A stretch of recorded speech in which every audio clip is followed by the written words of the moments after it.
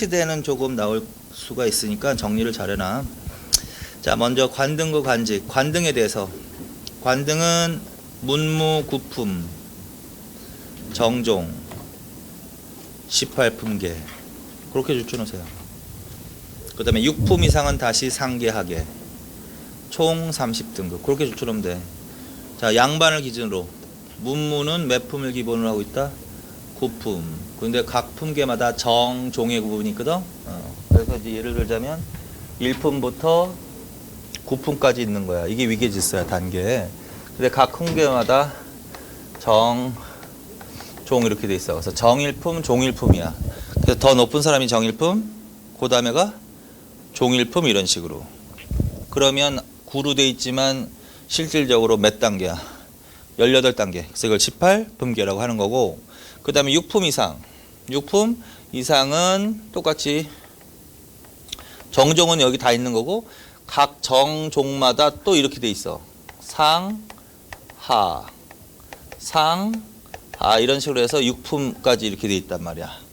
그러면 제일 높은 사람이 이거야. 정일품 상계. 이렇게.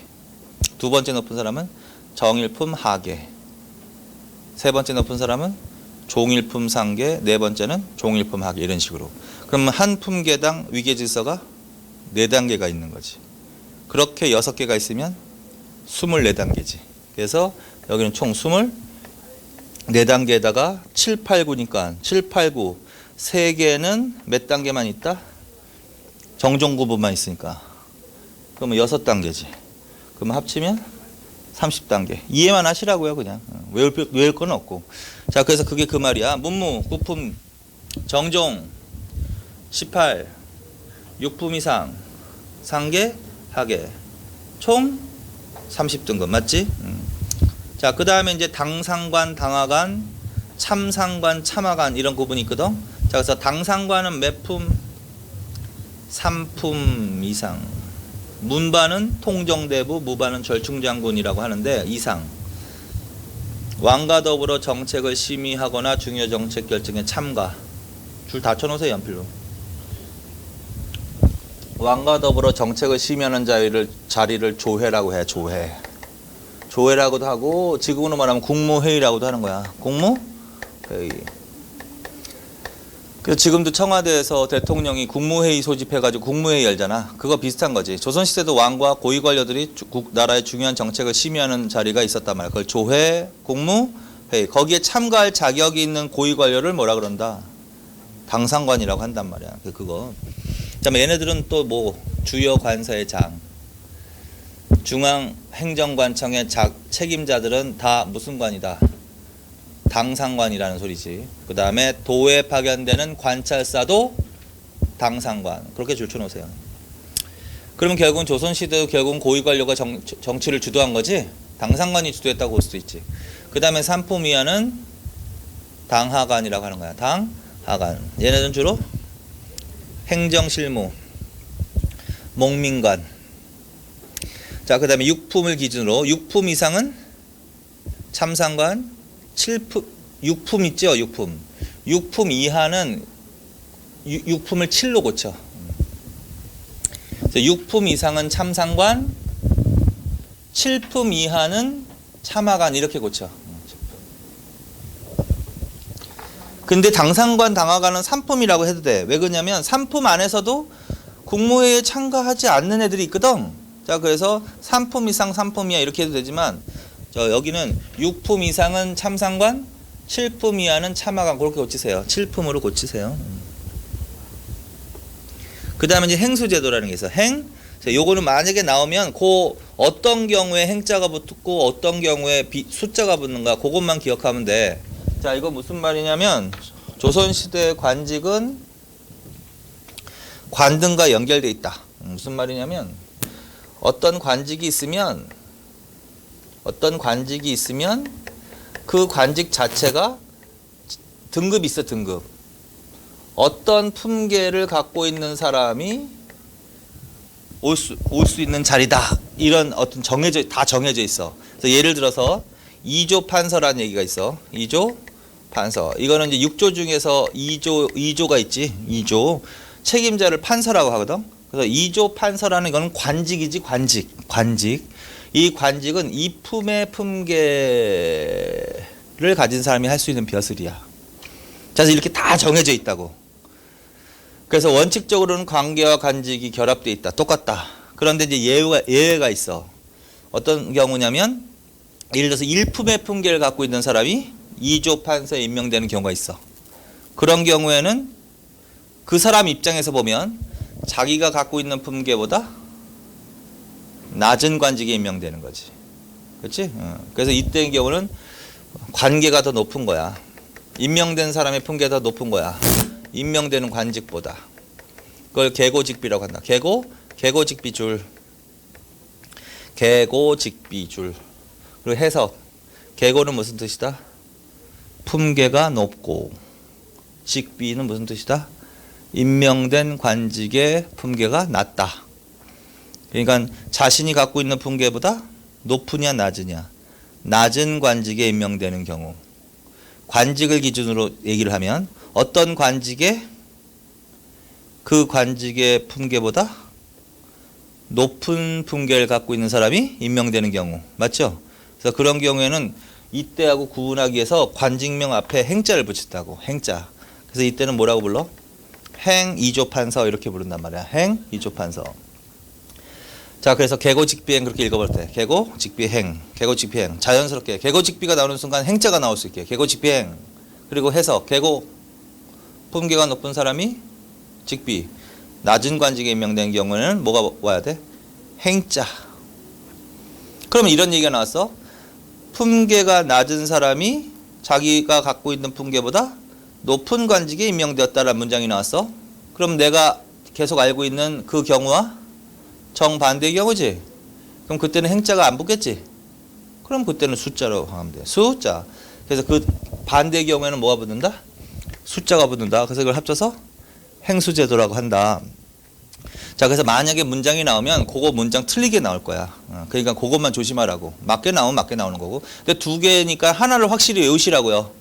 계고직비행. 계고직비행. 그럼 반대의 경우는 숫자가 붙는다. 이렇게. 자, 그 다음에 이제 그 밑에 있는 관청들. 요게 이제 주로 나온다. 자, 여기를 별표 쳐놓고 정리를 잘해놔. 자, 의정부. 의정부는 최고 의정기관. 영의정, 좌의정, 우의정. 삼정승, 삼의정. 합의제. 자, 조선전기의 최고 관청은 뭐다? 의정부다. 의정부는 누구로 구성되어 있다? 삼정승 내지는 삼의정으로 구성되어 있다. 영의정, 책임자가 영의정이야. 영의정, 좌의정, 우의정. 그래서 조선전기 최고 합의제 기구는 의정부입니다. 따라서 최고관부니까 백관과 서무를 총괄한다. 이런 얘기가 나올 수 있는 거지. 그 다음에 세종 줄쳐놔야지. 세종은 무슨 제를 실시했어? 의정부 서사제를 실시해서 뭘 추구했어? 왕권과 신권의 조화를 추구했다. 그거 반드시 또 외우고. 의정부 서사제는 어떤 제도야? 6조의 업무를 먼저 의정부에 보고하게 한다. 이렇게. 그리고 그 위에다 하나 써놔. 세종 위에다가. 세종 위에다가 단, 인사, 군사, 문제, 직계. 자, 세종대왕 때 실시된 의정부 서사제에 대한 내용으로 맞는 것은 첫째, 기본 개념. 6조의 업무를 먼저 의정부에 보고하게 한 제도. 둘째, 그러나 여전히 무슨 문제는 직계하도록 했다. 인사와 군사 문제는 여전히 직계하도록 했다. 이게 이제 포인트지, 이 사람이. 그러니까 이거는 결국 권력의 핵심이거든. 인사권과 군사권 여전히 왕이 갖고 있는 거지. 나머지 일만 준 거지. 자, 그래서 왕권과 신권의 조화를 추구했다. 이렇게. 자, 그 다음에 이제 하나 더 한다면 의정부에다가, 의정부는 뭐가 바뀐 걸까요? 도평 의사사가 의정부하고 6조로 분화되는 거거든. 그래서 의정부 옆에다가 도평 의사사 써놓고 이렇게 정종 2년 1400이라고 해요. 1400. 그래서 고려 후기의 최고 관청은 도평의사사였죠. 근데 도평의사사는 조선 건국과 함께 바로 철폐됩니까? 아니라는 거야. 계속 있다가 정종 2년 때 1400년에 폐지됩니다. 그리고 그게 이제 뭘로? 의정부로 간 거야. 그런데 이제 이 정확히는 정종이라고 나올 수도 있지만 태종이라고 나올 수도 있어. 왜냐면 이해 왕이 즉위를 하니까. 그래서 태종 때 이걸 써놓은 거지. 의정부하고 육조 체제를 확립시켰다. 이런 식으로. 자, 그다음에 육조로 간다. 야, 육조는 이호예병형 공이고 가장 간단한 기능만 써놓은 거야. 문관의 인사, 재정과 조운, 의례 외교 문과, 군사 여건제 봉수제, 형률과 노비, 건축 파발 이런 것들. 만약에 외워도 요 정도만 외워. 요 정도만. 그래서 육조의 업무. 그리고 얘네들은 실제로 어떻게 정무를 분담, 그러니까 집행하는 기구야. 집행. 그 의정부가 정책을 심의 합의하는 기구라면 그 결정된 정책을 실제로 집행하는 부서는 육조입니다라고 하는 되는 거고, 무엇을 제고하는 거가 달려 있다? 전문성과 효율성. 그리고 육조의 권한이 강화되는 시기가 어느 때까? 특히 태종과 세조. 그게 바로 무슨 제도다? 육조 직계제. 그래서 육조 직계제는 태종과 세조. 목적은 왕권 강화. 정도전과 연결시켜야 될 제도는 뭐다? 의정부 서사제. 자, 그 다음에 이제 승정원과 의금부로 간다. 승정원과 의금부는 왜 같이 다닌 거냐면 왕직속이야. 왕직속. 왕직속이야. 그러니까 이것도 가장 대표적인 왕직속 기구로서 왕권 강화에 기여했다. 왕권 강화. 승정원은 근데 기능이 뭐다? 왕명 출납줄. 의금부는 뭐다? 중재인을 신문하는 사법기구. 이렇게. 그래서 기능 물어본다고요. 일단 1차적으로 기능 외우세요. 기능 물어보니까. 자, 그래서 승정원은 왕명 출납. 그 다음에 의금부는 중대한 범죄자를 심판하는 사법기구다. 근데 의미를 찾자면 요 두 개는 어디에 직속돼 있다? 왕에게. 그래서 왕권 강화에 직결되는 기구다. 자, 그 다음에 3사. 자, 3사는 뭘 말한다? 3사는 다른 말로 무슨 기구라고 한다? 언론, 문필기관, 그 다음에 청요직이라고도 부른다. 뭐뭐를 3사라고 한다? 사헌부, 사관원, 홍문관, 요 세 개를 3사라고 합니다. 자, 사헌부의 기능. 시정의 득실을 논하고 백관을 규찰하며 풍속을 교정. 그렇게 줄쳐놓으세요. 그리고 그 중에서 백관을 규찰한다. 규찰은 반드시 기억해놔. 그거는 반드시 외우고 그렇게 계속 읽어버렸대. 규찰이 뭘까? 감찰. 자, 그 다음에 사관원은 뭐? 국왕에 대한 간쟁과 논박줄. 간쟁과 논박이 뭐 어떤 내용일까? 언론 활동이야. 왕이 잘못하는 거 비판하는 거. 언론 활동. 그 다음에 홍문관은 경적, 전고, 문한, 국왕의 고문 역할. 그거를 반드시 해요. 국왕의 고문 내지는 자문이라고 해도 되겠지. 국왕의 고문, 자문. 그 다음에 하나 더 써놔. 경연관. 경연의 참가. 경연관이야 모두. 경연관. 자, 그래서 사헌부는 단순하게 외우면 사헌부는 감찰, 규찰. 사관원은 간쟁과 논박. 그다음에 홍문관은 국왕, 고문. 그거 기억하라. 그걸 더 외우라고. 국왕, 학문 연구야. 앞에 거는 그냥 학문 연구하고 제도 연구하고 막 이런 거야. 서적 편찬 이런 거니까 뭐 그거 특별하게. 국왕의 고문, 자문, 경영관을 모두 겸했다. 그러면 홍문관을 그렇게 가시라고요. 그 다음에 옆에다가 오른쪽에다 빈 공간에다가 사헌부에다가는 어사대, 어사대. 그 다음에 사관원에다가는 낭사. 그 정도만 써놔. 홍문관은 굳이 비교하자면 홍문관은 전시는 뭐야? 지편전으로 가야 되는 거. 지편전 전시는 뭐 보문각, 청영각 이렇게 가면 되거든. 근데 요거 두 개를 확실히 알아놔. 이거 고려시대 때 어사대, 낭사, 어사대가 뭘로 바뀌는 거다? 사원부로 바뀌는 거야. 낭사가 사관으로 바뀌는 거야. 요 두 개를 뭐라고 그랬어? 대간이라고 했잖아. 대간. 대간 또는 대성. 그래서 얘네들이 하는 이 석영권, 간쟁권, 봉박권 해가지고 한 거였잖아.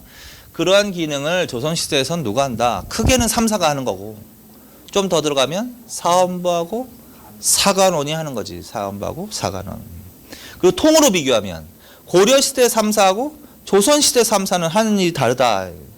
고려시대 3사는 단순한 재정기관, 출납, 회계를 담당했지만 조선시대 3사는 언론 문필기관이다. 그러니까 그것도 반드시 제일 비교 잘하는 거야. 3사가. 그거 기억하시고. 자, 그 다음에 사관이라는 것도 있다. 사관. 자, 사관은 성균관, 교서관, 예문관, 승문관 요 네 개를 합쳐서 뭐라고도 한다?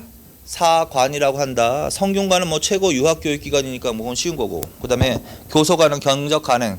기능에 대한 다 줄쳐넣으세요. 외우든 안 외우든. 경적간행. 그러니까 뭐냐면 인쇄하는 관청이야. 응? 인쇄하는 거죠. 그 다음에 예문관은 왕의 교서. 그 다음에 승문관은 외교문서. 그렇게.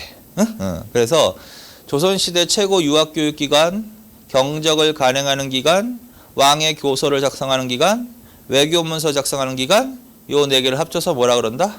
사관이라고 한다. 그리고 예문관에 하나 더. 자, 예문관은 왕의 교서를 작성하기도 하고 예문관 주로 7국분 관리들이 어디에 무엇으로 참여한다?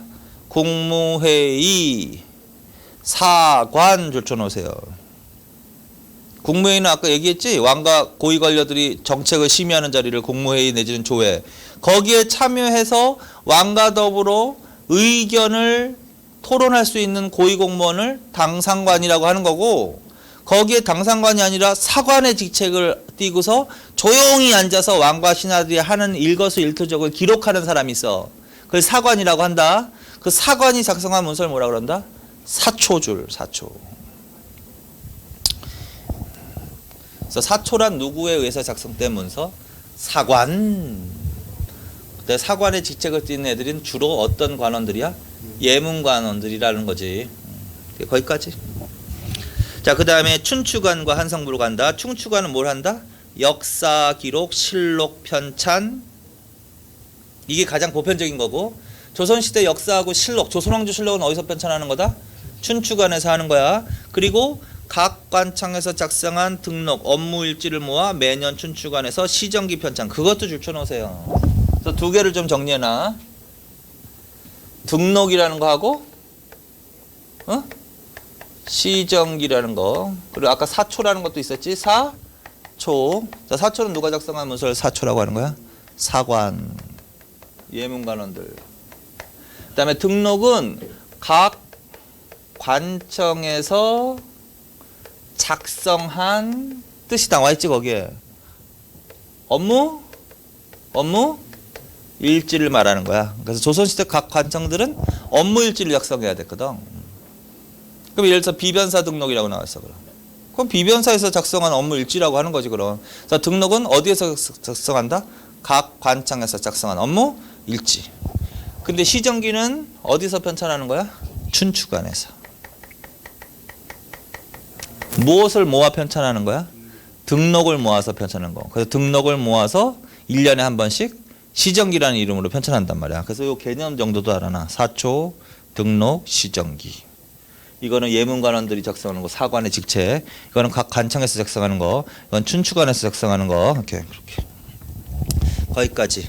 그다음에 한성부는 그냥 한양이지 뭐 한양. 한양의 행정과 치안. 거기까지요. 자, 그다음에 이제 지방 통치로 갑시다. 그래서 여기서는 가장 하이라이트는 그거야. 중앙행정관청의 종류와 기능이 있죠. 그걸 반드시 외우셔야 돼. 그걸 매해 나오지는 않지만 만약에 나오면 그 기능들 주로 물어보는 게 주구덩. 그래서 그거. 자, 그다음에 지방 통치로 갑시다. 227페이지. 행정구역 먼저 기억해. 조선의 행정구역은 전국을 뭘로 나눴다? 8도. 전국을 8도. 태종 때 확립되는 거야. 8도 체제. 없으면 쓰세요. 태종 때. 그 다음에 8도, 각 도 밑에는 무엇을 설치했다? 부, 목, 군, 현을 설치했다. 9년 밑에 단위에는 무슨 동네라고 한다? 촌이라고 한데 무슨 제도를 실시했다? 멸, 리, 멸리통. 그래서 그걸 먼저 머릿속에 떠올려. 자, 그래서 조선의 지방행정구역은 팔도, 부목군현, 멸리통 이런 식으로 돼 있다. 자, 그리고서 이제 거기에 대한 설명을 계속 하는 거지. 자, 팔도에 대해서 한다. 자, 도로 일원화했다.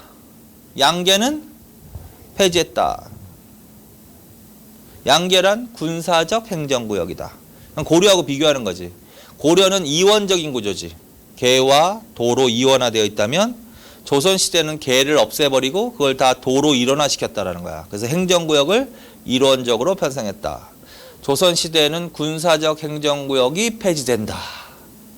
양계가 폐지된다. 그 말이 맞는 거란 말이야.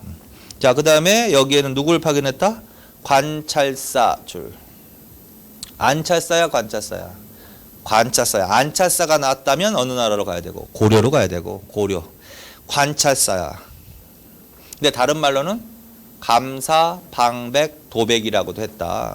제일 잘 바꿔 나오는 단어가 감사야. 감사. 자, 그래서 감사는 누굴 말하는 거야? 도에 파견된 관찰사를 말하는 겁니다. 자, 그 다음에 권한. 무슨 권한을 갖고 있다? 행정권, 사법권, 군사권. 그러니까 행정 업무도 처리했고 재판도 했으며 군대를 거느리기도 했다. 그런 소리가 되는 거지 지금. 그 다음에 더 하나 중요한 임무는 물론 행정권 안에 있는 건데 도내 수령 감시. 그거 반드시 도내 수령을 감시.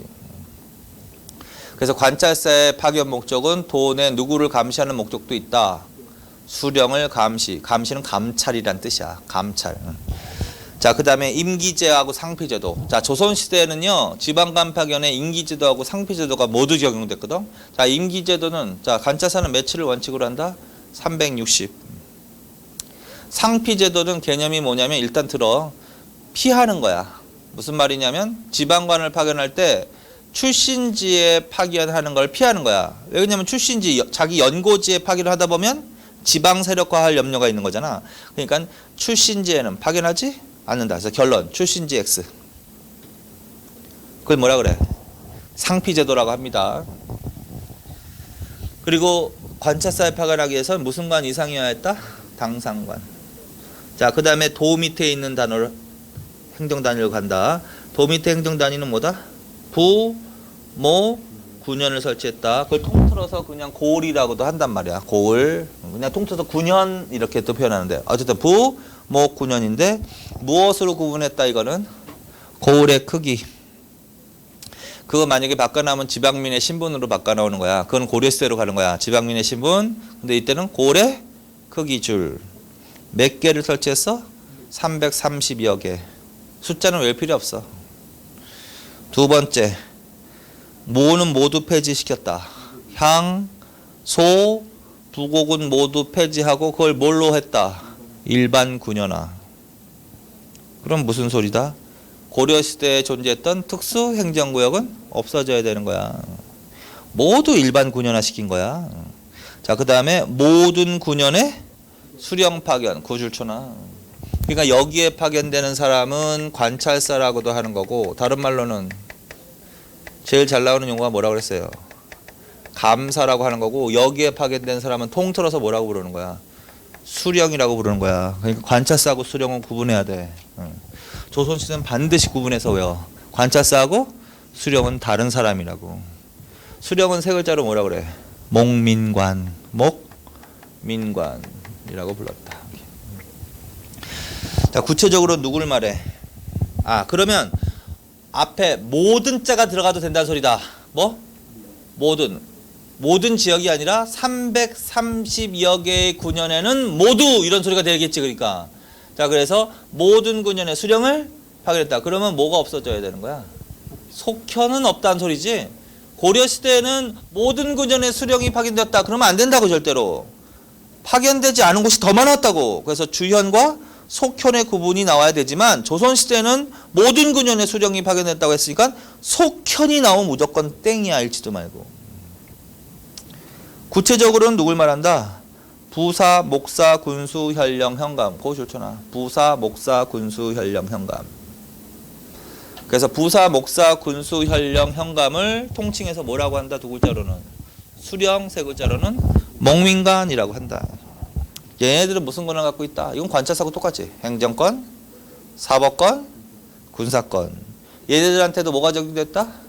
임기제도하고 상피제도가 적용됐다. 근데 얘네들은 며칠이 원칙이다? 1800. 그런 거 만약에 바꿔 나온단 말이야. 그런 거 치사하게. 얘는 며칠이야?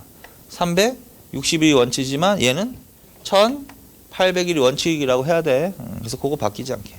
그 다음에 이제 그 상피제도는 똑같지 뭐. 뜻은 뭐야? 출신지 파견 X.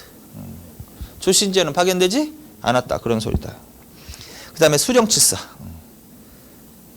자, 이건 뭐냐면 경국대전에 규정되어 있는 거야. 경국대전.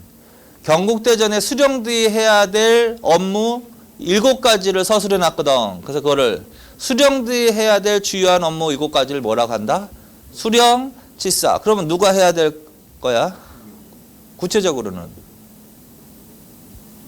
부사, 목사, 군수, 현령, 현감이 해야 될 일이지 감사가 해야 될 일이 아니야.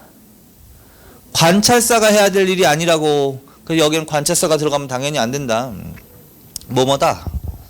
농상, 그거 다 줄쳐놔. 농상성, 학교흥, 호구증, 부역균, 군정수, 사송관, 관할식. 이게 바로 수령치사라고 하는데 이제 해석만 해봐. 쉬운 거부터 해보자. 농상성에서의 농은 뭘까? 농업을 장려합니다. 맞겠지 그거? 학교흥에서 학교는 뭘까? 학교를 흥하게 하라. 교육이겠지 뭐. 교육 장려. 호구증은 인구. 부역균은 말 그대로 부역. 인적 자원 관리하는 거. 그 다음에 군정은 말 그대로 군정. 군대 통솔하고 군역 자원 관리하는 거. 사송관은 뭘까요? 사송관이 뭘까? 사송이 뭘까? 사송. 거꾸로 하면 송사. 송사 뭐야? 뭘까? 재판이겠지 뭐. 재판. 거기까지는 글자만 봐도 해석이 가능한 거지?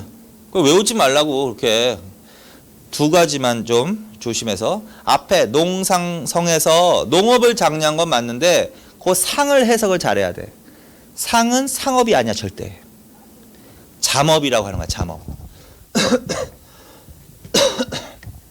잠업이라고 표현하는데 잠업이 뭐냐면 뽕나무 재배하는 거야. 뽕나무는 누가 먹고 살아? 누에치기 장려. 누에치기. 자, 그래서 농업을 장려하고, 이것도 말은 농업인데 농업을 장려하고 뽕나무 재배를 장려했다. 이렇게 해야지. 상업을 장려했다. 그러면 안 된다고 절대로. 이거는 유추해도 돼. 왜 그러냐면 아까 기본 3대 정책이 있었죠. 농번, 억상이 조선의 기본 정책이야. 상업은 장려하지 않아. 조선은 기본적으로. 근데 이걸 상업을 장려한다면 이거 말이 안 되는 거잖아. 그래서 그거 아니야 절대로. 여기서 상은 잠업, 뽕나무, 누에치기 장려 이렇게 가야 된다. 그다음에 간활식은 그냥 치안 유지라고 정도만 해놔. 치안 유지. 자, 그래서 그것만 좀 신경 써서 해석하면 나머지는 다 글자 그대로 나온 대로 해석하면 되겠죠? 자, 그래서 그렇게. 이게 누가 해야 될 주요 임무라고? 수령. 거기까지. 자, 그 다음에 수령을 보자 줄. 아전 육방줄. 향리줄. 자, 그리고서 모든 구전에 수령을 파견하고 조선시대는 누구의 권한을 강화시키는 시대일까? 수령의 권한을 강화시키는 거야. 그리고 수령이 주로 주도적인 일을 하니까 얘네들은 뭐야? 보좌하는 관청을 설치하는 거야. 얘를 보좌하는 관청이 뭐다? 아전.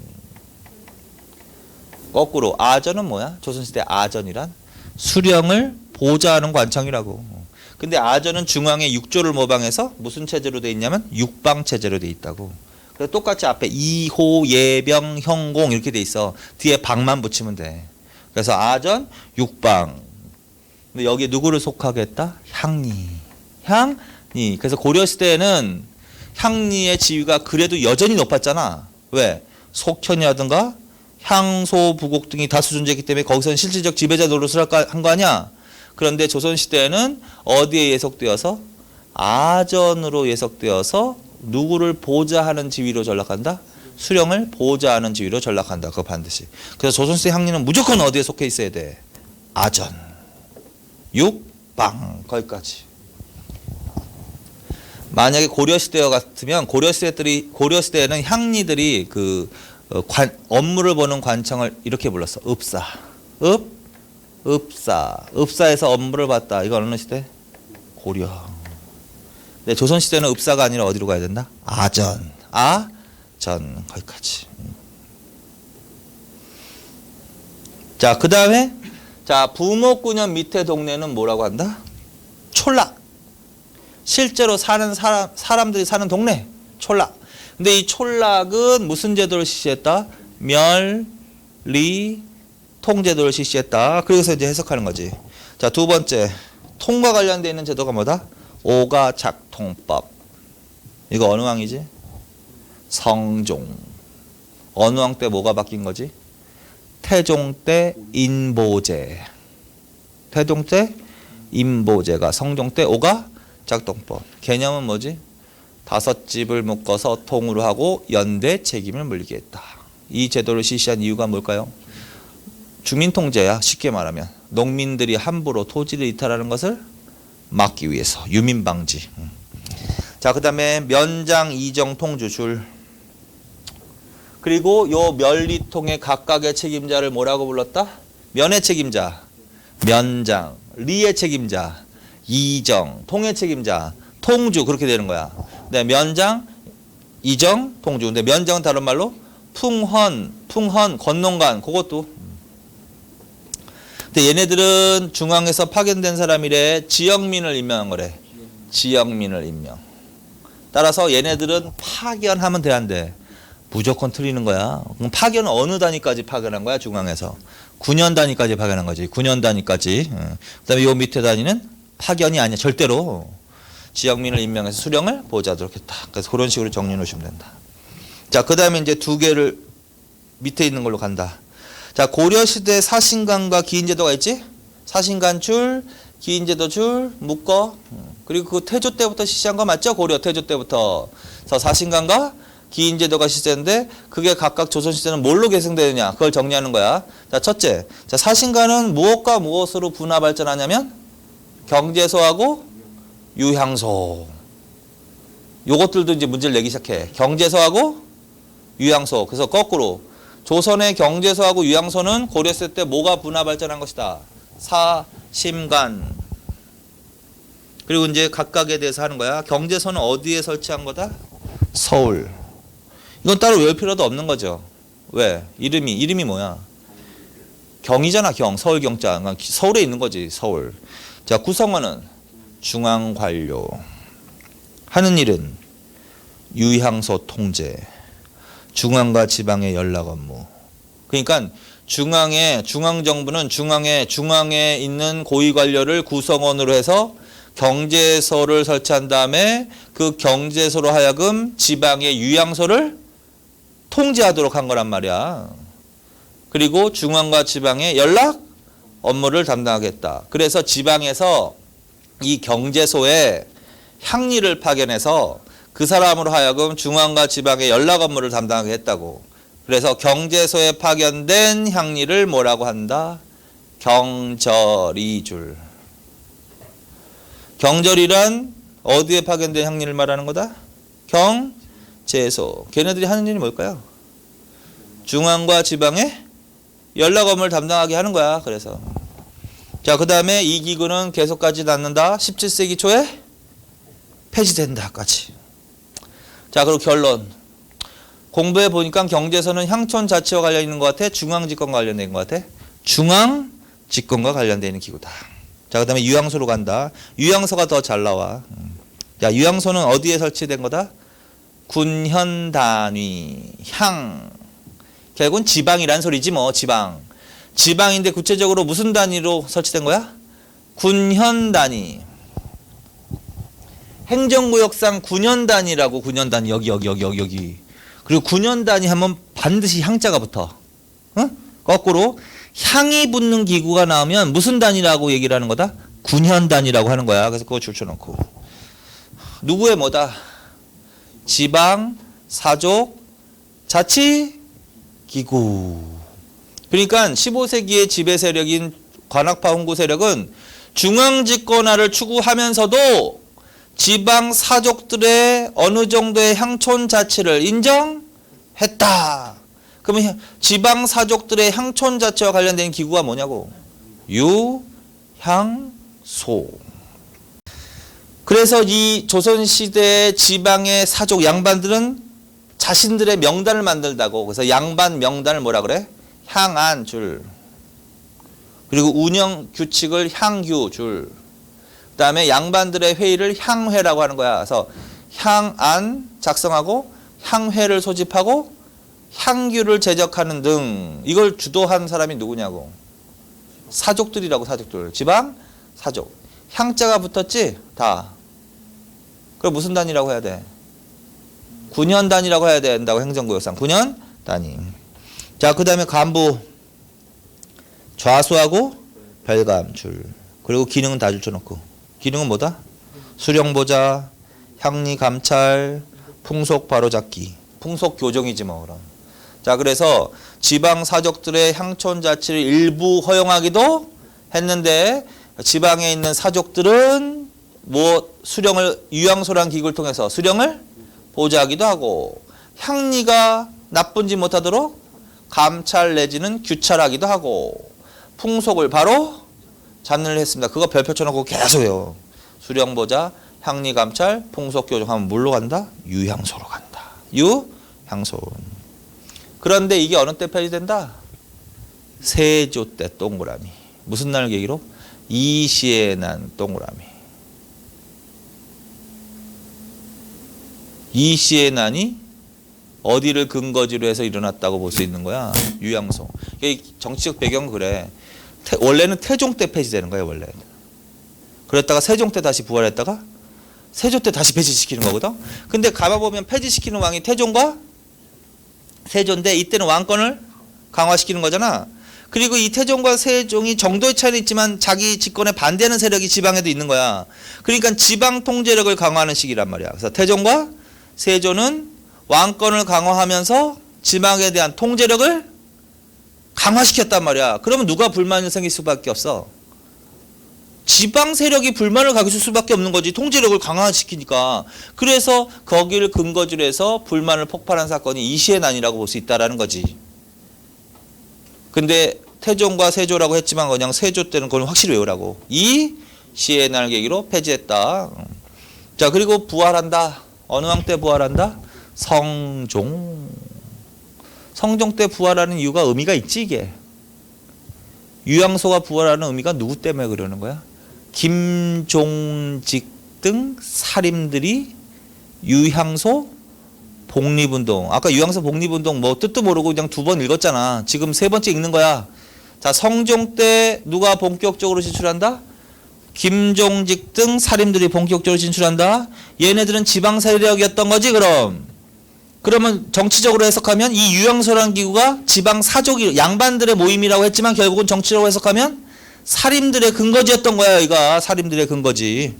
따라서 결국은 걔네들이 복립운동을 전개하는 거지. 그렇지? 그래서 유향소 복립운동. 그래서 그거 반드시 기억해놔. 그래서 부활이야 부활. 부활. 그런데 이제 16세기에 들어가면서 16세기 따로 줄쳐놓고 16세기 사림들은 누가 나와야 돼? 조광조가 나와야 된다고. 김종직이 아니라. 근데 이때는 이미 부활돼 있는 거지. 그리고 부활된 이후에는 이제 향청이라고도 불러. 유향소는 다른 말로 향청 내지는 향소라고도 불러. 똑같아 기능은. 그래서 유향소 그 제목에다 아예 써놔. 유향소 제목에다 밑에다가 향청, 쉼표, 향소. 그래서 향청, 향소로 물어봐도 뭘 답을 하라는 거야? 유향소하고 똑같다고 그게. 그래서 유향소 유자 빼면 향소잖아. 내지는 향청. 근데 이제 16세기에 들어가면 원래는 이게 무슨 기구였어? 지방사족의 자치기구였잖아. 근데 이제 16세기에 부활된 이후에는요. 훈구 세력의 통제력이 강화되기 시작하더라는 거야. 그러면 결국은 이게 살인들이 또 못마땅한 거겠지. 그래서 오히려 이때는 무슨 운동을 전개한다? 향청 폐지 운동을 전개한다. 근데 폐지되는 건 아니야. 향청 폐지 운동과 그 다음에 자신들의 영향력을 확대시키기 위해서 새로운 공동체 조직을 처음 보급하는 거지. 그게 뭘까? 향약. 그래서 향청 폐지 운동, 향약 보급 그거 줄쳐놓고 자 그거는 몇 세기로 가야 돼? 16세기로 가야 돼. 누구로 가야 돼? 조광조 등 살림으로 가야 돼. 유향소 복립운동으로 나오면 성종 15세기 말 누구로 가야 돼? 김종직 등 살림으로 가야 돼. 그거 조심하란 말이야. 그거 바꿔 나온단 말이야. 그래서 살림들이 향촌 추구를 향촌 자치를 추구한 건 맞지만 구체적인 내용은 틀리다고. 그래서 유향소 복립운동하면 김종직을 물어보는 거고 향약 보급 운동하면 조광조를 물어보는 거야. 그래서 그것만 좀 신경 써서. 그래서 유향소는 별표쳐놔. 이거 단독으로 나온단 말이야. 이거 유향소. 자, 그 다음에 이제 기인제도. 기인제도는 무엇과 무엇으로 개성된다? 경절이, 영절이. 경절이는 어디에 파견하여? 경제소. 무슨 업무? 중앙과 지방의 연락 업무. 그 다음에 영절이는 어디에 파견돼요? 가명. 가명은 감사가 있는 곳을 가명이라고 한단 말이야. 감사는 관찰사가 있는 곳. 근데 여기도 결국은 지방 아니야. 그래서 이거는 지방과 지방의 연락 업무.